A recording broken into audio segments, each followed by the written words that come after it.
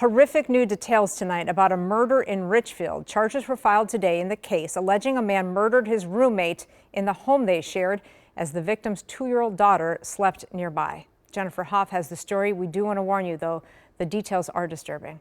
A neighborhood in Richfield is just as quiet as the couple Richard Rhodes says lives across the street. We never really heard much from them. We would talk to them or see them outside on occasion. That silence interrupted Sunday when police say Shay Benson called 911. Police finding a woman in the shower with her head cracked open. New court documents showing the home revealed a number of areas with blood spatter and the victim's 2-year-old daughter inside. That was very surprising for all of us because, again, we didn't know of any issues and he seemed to be a decent person.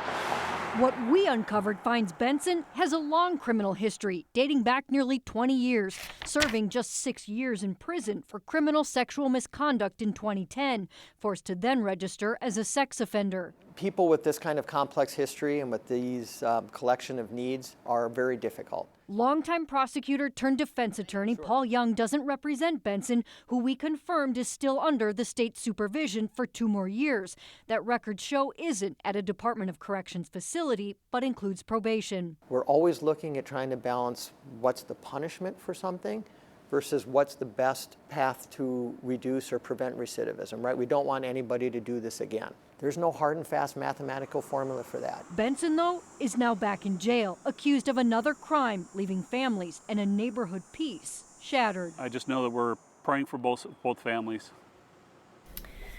And documents also outline an attempt to civilly commit Benson near the end of that prison term he served, but that case was dropped in 2022. And that's also despite health experts that same year saying they consider him mentally ill. He's now facing, in this latest case, 2nd-degree murder, and in court today wore an anti-suicide vest. The judge setting bail, Rena, at $1 million. We hear so often about these cases that just seem to fall through the cracks, and unfortunately this ended tragically, as sometimes they do. Right.